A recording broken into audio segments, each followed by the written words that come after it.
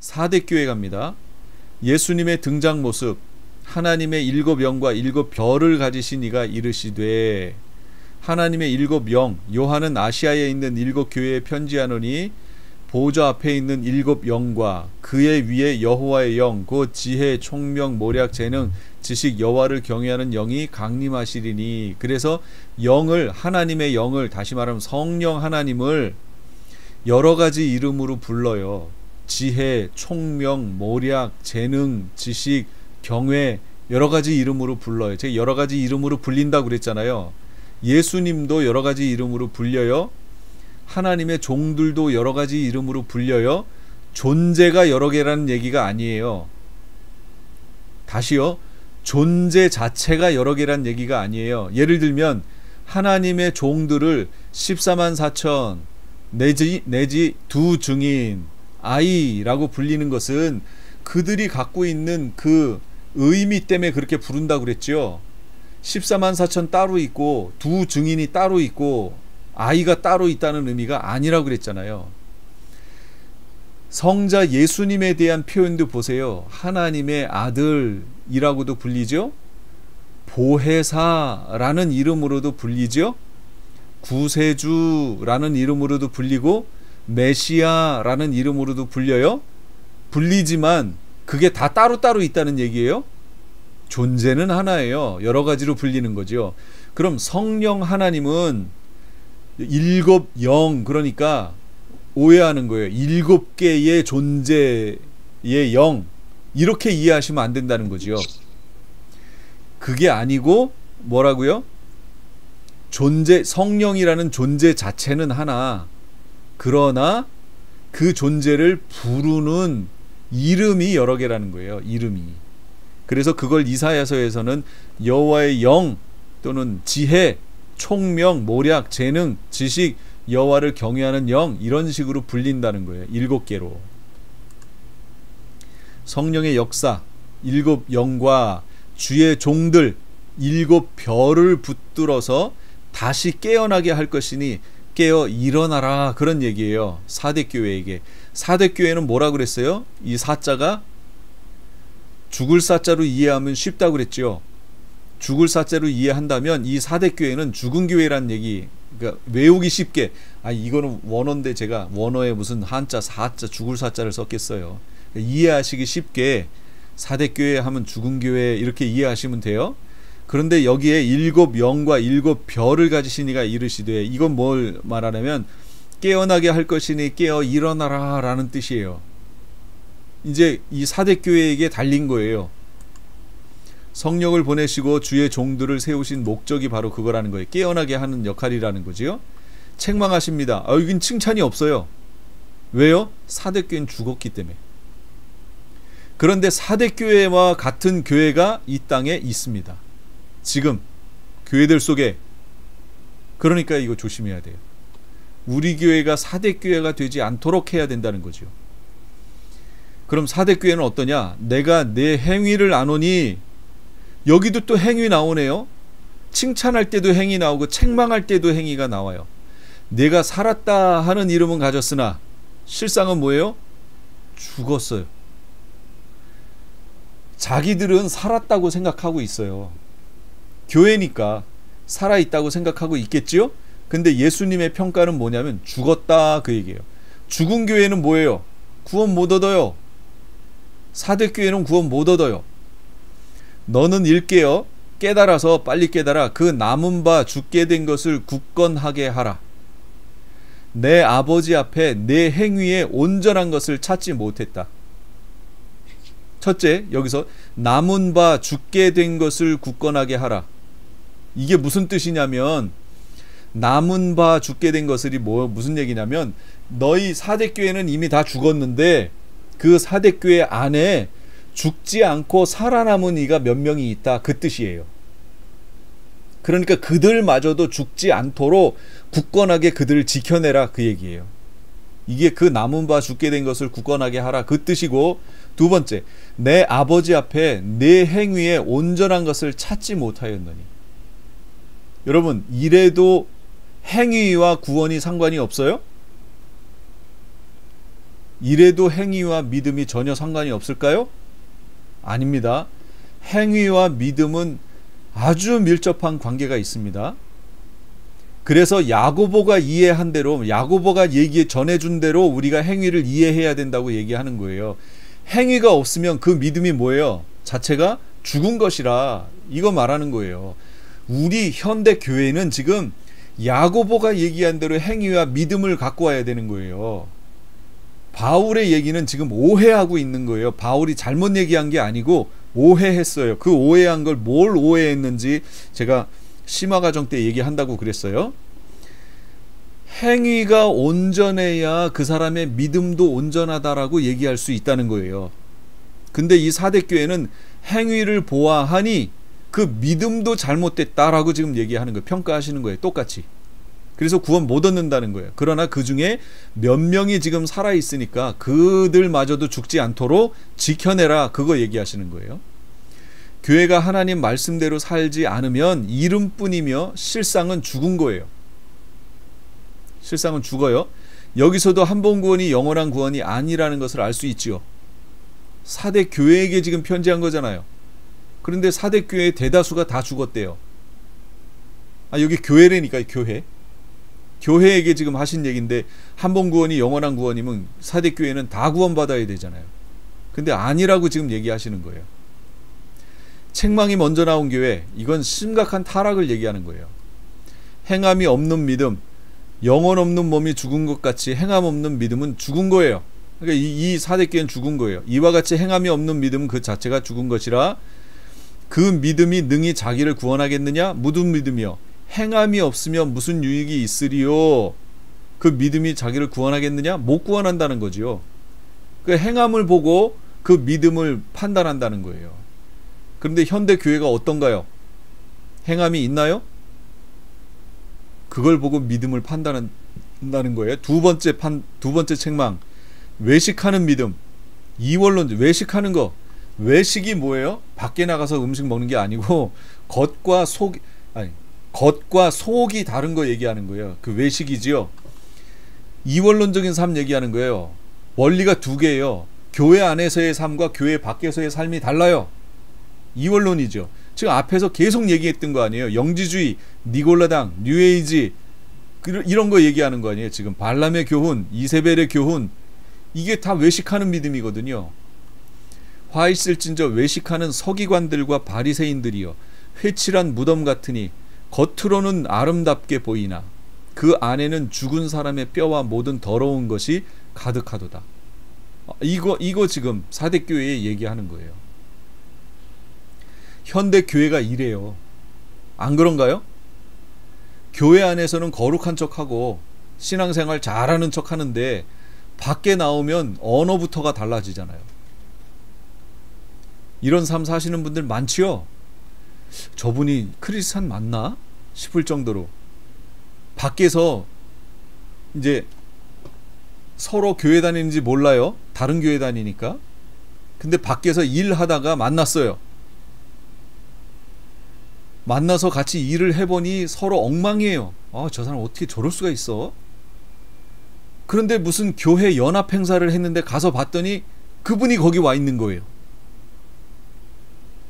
상당히 민망할 것 같아요. 그러면서 아니 교회 다녔어? 이거는 뭐예요? 평소 교회 다닐 것 같지 않았는데 만났는데 보니까 교회 다니네? 이렇게 평가를 받으면 그 사람은 잘 생각해 보세요. 계시록에 있는 교회 7교회 얘기 다시 읽어보세요. 아주 심각한 상황에 있어요. 그런 사람들이 예수님이 재림에 오실 때 덫에 걸리는 거예요. 덫에 걸린다가 그거예요. 자기 교회 다니지 않는 사람을, 사회에서 만난 사람을 교회 연합 행사에서 만났을 때 그 사람을 딱 보는 순간 그 사람에게 나오는 평가, 그게 그 사람의 현 위치고 나의 현 위치예요. 그 사람이 평가하는 게. 그 상대방이 그러면 그렇지, 이러면 그 사람이 잘 생활하고 있다는 거예요. 그런데 교회 다녔어? 이러면 이건 심각한 거예요. 그렇지. 목사일 줄 알았어. 목사 같더라고. 이렇게 나오면 잘한 거예요. 그 상대가 그걸 봤기 때문에 그렇게 평가해 주는 거잖아요. 집사라고?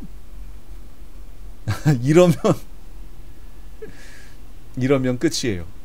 아니, 목사였어? 끝난 거예요. 여러분, 진짜 그러면 끝난 거예요. 그러면 빨리 계시록에 있는 7교회 얘기 읽어보시고 여기서 말씀하고 있는 내용으로 빨리 돌아오셔야 돼요. 뭐예요? 회개하라. 이거 빨리 회개해야 돼요. 내가 어디서 떨어졌는지 생각하고 돌아와야 돼요. 내 상태가 왜 이렇게 됐는지, 내 신학의 문제인지, 내가 여태까지 들어왔던 뭐의 문제인지 빨리 점검하시고 돌아와야 돼요. 입만 무성한 믿음. 길가에 한 무화과 나무를 보시고 그리로 가서 잎사귀 밖에 아무것도 찾지 못하고, 그래서 예수님이 결국 이 무화과 나무 저주하셨잖아요. 이게 의미가 있는 거예요. 이스라엘을 지금 상징하는 거예요. 21장에 이렇게 얘기하신 다음에 24장에 가시면 뭐라 그래요? 그 무화과 나무의 비유를 배우라, 이렇게 얘기하시잖아요. 바로 이 무화과 나무 얘기하시는 거예요. 이렇게 저주했던 이스라엘 얘기하는 거예요. 지금 이스라엘이 잎만 무성했다는 거예요. 열매가 없고 잎만 무성했다는 거예요. 그래서 저주를 받는다는 걸 지금 상징하는 겁니다. 크리스찬인데 크리스찬임네 하면서 행사, 온갖 행사 그런 데는 다 다니고 거기에 무슨 리더격에 있는 그 모임에 다 포함되고 뭐 다 했어요. 잎은 무성해요. 잎은. 그런데 실제 삶 속에서 열매가 안 나타나면 이렇게 된다는 거예요. 저주받는다는 거죠. 그래서 내가 무엇을 많이 했느냐, 잎이 많으냐, 이게 중요한 게 아니에요. 열매가 있느냐, 그게 중요해요. 그런데 그 열매를 갈라디아서에서 뭐라고 그래요?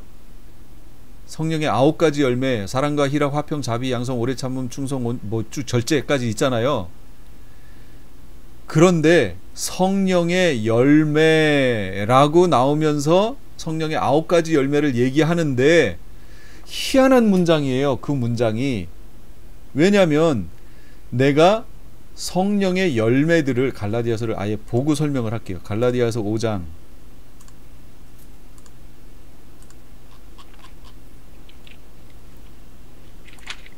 자 보세요. 오직 성령의 열매는 하고 이렇게 시작해요. 그러면서 사랑과 희락, 화평, 오래 참은, 자비, 양선, 충성, 온유, 절제 이렇게 얘기해요. 몇 개예요? 하나, 둘, 셋, 넷, 다섯, 여섯, 일곱, 여덟, 9개 얘기했죠. 그럼 성령의 열매는 단수예요, 복수예요? 복수지요. 아 진짜요? 5장 22절. 아이고. 5장 22절. 그럼 진짠가 제가 보여드릴게요. 갈라디아서 5장 22절. 성령의 열매는 했죠? 자, 열매를 따라갈게요. 열매는 뭐예요? 단수네요. 원어가 단수예요. 뭐라는 거지요? 성령의 열매는 하나인데 이걸 여러 각도에서 제가 이름은 여러 개로 붙인다고 그랬잖아요. 존재 자체는 하나인데 여러 개로 부른다고 그랬잖아요. 기능에 따라서. 그럼 그 성령의 열매는 뭘까요? 그건 사랑이에요. 사랑을 여러 각도에서 얘기하는 거예요. 사랑이 이쪽 각도에서 보면 온유라는 것으로 보이고, 이렇게 해서 보면은 양선으로 보이고, 이렇게 해서 보면은 절제로 보이고, 이렇게 보인다는 거예요. 열매는 사랑 하나예요. 이게 아가페 사랑 얘기하는 거예요. 그러면서 고린도전서 13장에 이 사랑이 없어도 가능한 거 아까 설명했죠. 그러므로 거기서 주장하는 게 뭐예요? 없어도 그런 게 가능하지만 실제는 어떻게 해야 된다고요? 그게 있어야 된다는 걸 얘기하는 거예요. 없으면 울리는 꽹과리와 같다는 거죠. 시끄럽기만 하다는 거예요. 그러니까 하나를 하더라도 하나님의 사랑 안에서 하라는 얘기죠. 성도들의 삶은 하나님의 사랑 안에 속해 있는 거다. 열매가 없는 믿음, 이미 도끼가 나무 뿌리에 놓였으니 좋은 열매를 맺지 아니하는 나무마다 찍혀 불에 던져진다. 이 부분들이 지금 교회 안에서 얘기가 안 되어지고 있는 거예요. 예수님의 재림을 준비시키려면 이 내용이 전해져야 돼요. 이게 지금 예수님의 재림을 준비시키는 거예요. 내가 혹 삶이 엉망이었다, 나 분명히 예수님을 믿긴 믿는데 교리가 잘못돼서 내 삶을 너무 행위를 등한히 여겼다, 그러면 빨리 깨닫고 어떻게 해야 돼요? 돌이켜서 도끼가 지금 내 나무 뿌리에 놓였다는 걸 깨닫고 빨리 좋은 열매 맺도록 삶을 바꿔야지요. 믿음에 합당한 삶을 살도록 돌이켜야지요. 그러므로 너희는 이 세대를 본받지 말고 오직 마음을 새롭게 함으로 변화를 받아 하나님의 선하시고 기뻐하시고 온전하신 뜻이 무엇인지 분별하도록 하라 얘기하셨잖아요. 로마서 12장에. 그것들을 해나가는 게 지금 예수님이 오심을 준비하는 거예요. 자, 그리스도인이 맺어야 할 열매, 회개에 합당한 열매. 그러므로 회개에 합당한 열매를 맺고, 그랬죠? 회개에 합당한 열매라는 게 무슨 뜻이에요? 회개했으면 그 일을 반복하지 말고 돌이키라는 거죠. 회개라는 것 자체가 돌이키는 걸 얘기하는 거네요. 그러니까 돌이켜서 성령에 합당한, 성령이 기뻐하시는 그 삶의 열매를 맺어라. 어떤 사람들에게 크게 상처를 줬느냐? 그러면 회개에 합당한 열매는 뭐가 될까요? 찾아가서 잘못했다고 얘기하고 화해해야죠. 그게 회개에 합당한 열매가 되는 거지요. 이런 것들이 회개에 합당한 열매가 된다는 거예요. 그런 거 하려면 어떻게 될까요? 내 자존심은 어떻게 될까요? 이 자존심은 이 앞에서 드러낼 수가 없지요. 그러므로 회개에 합당한 열매 때문에라도 여러분 죄를 심각하게 생각해 보셔야 돼요. 죄를 지으면 그거에 합당한 열매를 맺어야 되는데 그게 그냥 생활 속에서 저지른 거였으면 그냥 하나님께 회개하고 끝나면 되는데 사람 대 사람 사이에서 잘못한 거면 회개에 합당한 열매라면 용서를 구하고 화목해져야 될 거 아니에요. 그러니 그것을 열매를 맺으려면 어떻게 해야 돼요? 내 자존심 다 내려놓고 내가 잘했어도 다 내려놓고 가서 그리스도 안에서 하나가 되는 거 아니에요. 그러려니 얼마나 힘들어요. 그러니까 이게 힘들다는 것을 깨달으면 죄를 짓는 것도 한번 다시 생각하게 돼요. 죄를 지으면 회개에 합당한 열매로 돌이켜내야 되잖아요. 그게 우리가 해야 되는 것들이잖아요. 빛의 열매를 맺어야 돼요. 빛의 열매는 모든 착함, 의로움, 진실함에 있느니라. 착함, 의로움, 진실함에 있느니라. 빛의 열매가 진실함, 이 진실함의 반대가 뭐예요? 거짓 아니에요, 거짓. 그래서 성경의 계시록이 뒤에 가면 거짓말하는 자들 천국에 못 들어간다고 계속 얘기하는 거예요. 왜? 빛의 열매가 없기 때문에. 그런데도 예수 믿으면 믿음으로 구원 얻은 거지 거짓말 그거 조금 해도 상관없어. 여러분 진짜 그럴까요? 그게 계속 반복되면 그 사람의 습관이 되고요. 그 사람 습관이 되면 그 사람이 되는 거예요. 그게 거짓이.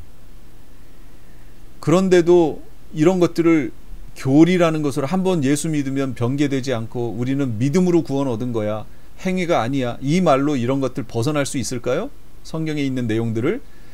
여러분 이게 지금 얼마나 심각하게 지금 우리가 성경을 왜곡하고 있는지 몰라요. 실제 칼빈이라든지 이런 사람들은 그렇게 얘기 안 했어요. 얘기 안 했는데 이게 전달되는 과정에서 왜곡되는 거예요.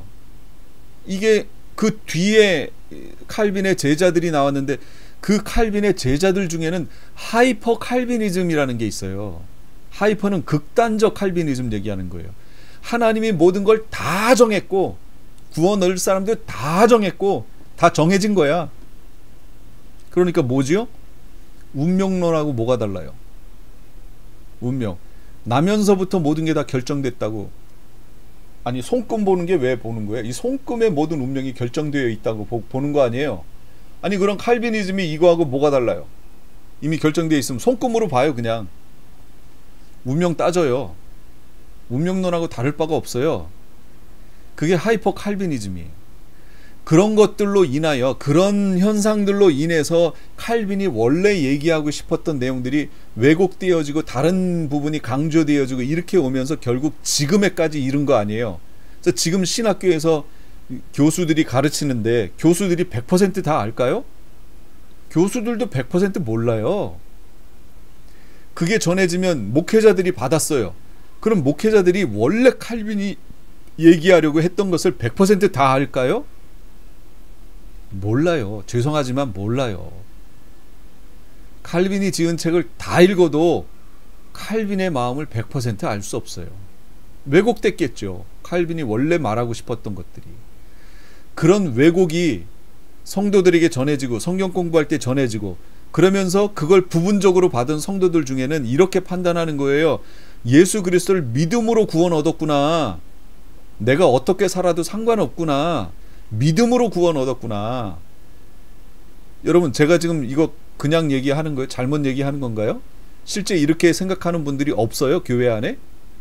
있어요. 예, 있어요. 상당히 많은 분들이 그렇게 얘기하는 거예요. 그러면서 성경에서 예수님이 지적한 거, 죄에 대해서 지적한 내용들에 대해 심각하게 생각 안 해요. 왜요? 어차피 구원은 믿음으로인데. 그런데 한번 잘 성경을 생각해 보시라고요. 성경을 상고해 보시라고요. 그러면 성경이요, 착함과 의로움과 진실함이라고 하는 이런 열매들이 없으면 천국에 못 들어간다는 거예요. 너희가 거룩함과 화평함이 없으면 누구든지 주를 보지 못하리라 그랬거든요. 그럼 그 말씀이 진리라면 거룩함과 화평함이 없으면 그 사람은 주님 못 만나요. 성령의 열매, 사랑, 희락, 화평, 오래 참음, 자비, 양선, 충성, 온유, 절제. 성령의 열매예요.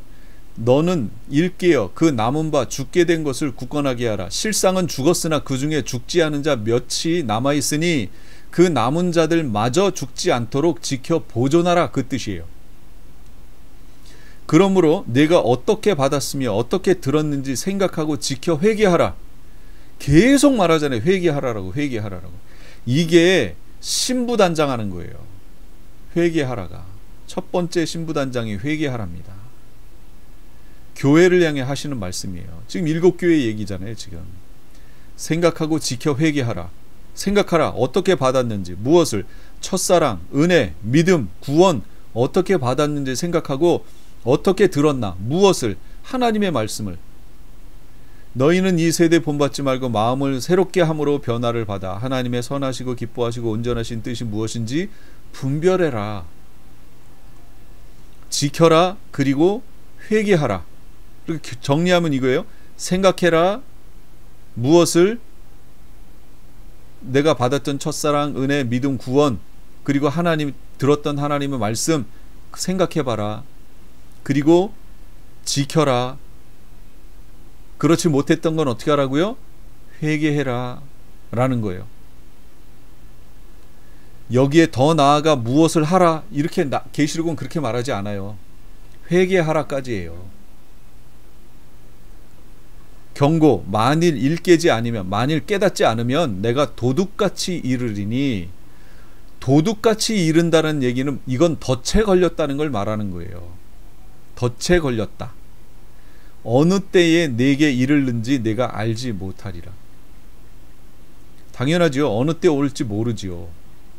그 날과 시는 모르지요. 그러나 성경의 내용을 보면 어느 때쯤에 오실 거다라는 것을 가르쳐 주셨어요. 그게 인사건이었잖아요. 인사건이 징조장이었잖아요. 그런데 이렇게 일깨지 않은 사람, 도둑같이 임하실 예수님을 맞이하게 될 사람은 계시록 공부 안 했겠지요. 이거 안 하겠지요. 말씀 공부 안 하겠지요. 안 했으니까 일깨지 못한 거 아니에요. 그러니까 그런 사람들은 도둑같이 임하는 예수님 만나게 될 거고, 예수님이 언제 이르는지 때도 알지 못하는 거예요. 지금은 때거든요. 어느 때거든요. 지금 어느 때요? 예수님이 오심을 맞이할 때거든요. 그런데 이 때를 지금 다 놓치고 있는 거죠. 그래서 일깨우라고 자꾸 얘기하는 거예요. 도둑같이 이르는 주님 만나면 준비, 예비되지 못한 신앙이에요. 형제들아 너희는 어둠에 있지 아니하며 그 날이 도둑같이 너희에게 임하지 못하리니 그랬잖아요. 지금 누구에게? 깨어있는 이들에게. 깨어있는 이들은 뭐예요? 예수님이 오실 때를 알아요. 어느 때라는 거. 심판의 주님을 만나게 돼요. 생각하지 않은 날 알지 못하는 시각에 그 종의 주인이 이르러 어미 때리고 외식하는 자가 받는 벌에 처하리니, 외식하는 자, 이원론으로 사는 자, 앞뒤가 다른 자, 믿음과 삶이 다른 자 받는 벌에 처하리니 거기서 슬피 울며 이를 갈리라. 여러분, 믿음과 행위가 다르면요, 이원론적이면 슬피 울며 이를 가는 삶을 살게 돼요. 여기 슬피 울며 이를 가는 곳이 어딜까요? 이 지옥이에요. 지옥. 여기 천국 아니에요. 문 밖이, 성 밖이라고 그래가지고 예루살렘, 새 예루살렘 성 밖은 준비 안 된 사람들이 가는 곳, 믿는 사람들 중에 준비 안 된 사람들이 가는 곳, 성 안은 준비된 사람들이 가는 곳, 그리고 불못은 또 따로 있고, 이렇게 이 계시록을 해석하면 안 돼요. 제가 왜 이렇게 얘기하냐면 그렇게 얘기하는 분이 있어서 그래요. 그렇게 계시록을 하면서 예루살렘 성 밖은 크리스찬인데 준비 안 된 사람들이 가는 곳이래요. 그런데 거기서 뭐해요? 슬피 울며 이를 갈아요? 여러분, 슬피 울며 이를 갈고 있는 곳이 그게 천국이에요? 저는 그런 표현들이 정말 이해가 안 가는 거예요. 어떻게 슬피 울며 이를 가는데 거기가 천국이라고 해석을 하느냐는 얘기죠. 말이 안 된다는 얘기예요. 칭찬합니다. 그러나 사대에 그 옷을 더럽히지 아니한 자 몇 명이 내게 있어. 아까 얘기했죠?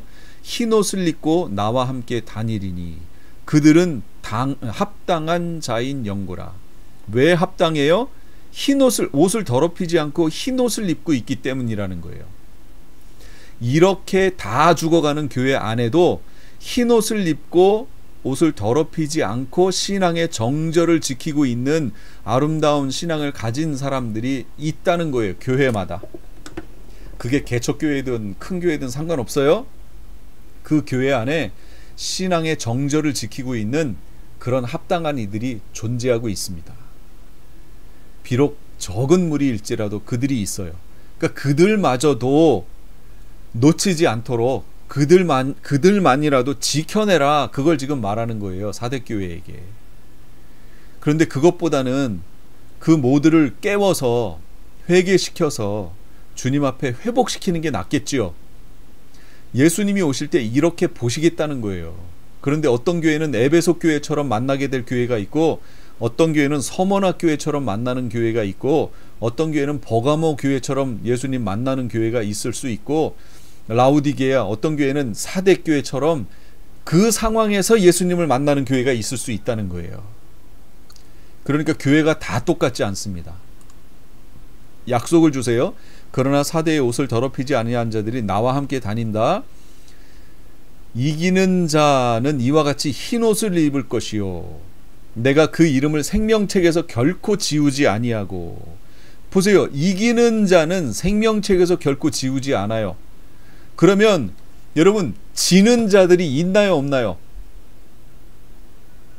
성경의 전체적 내용을 보면 지는 자들이 있지요. 지는 자들이, 이 사대교회가 그 중에 하나잖아요. 지는 자들. 흰 옷을 못 입어요.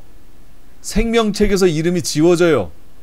그런데 어떻게 한번 구원이 영원한 구원이라고 얘기하냐, 그 얘기예요. 그거 마귀의 미혹입니다. 성도들로 하여금 방심하도록 만드는 마귀의 미혹이에요. 교회 안에 평안이 없고 맨날 싸워요. 맨날 싸워요. 그럼 그 교회 안에 심각한 문제가 있는 거예요.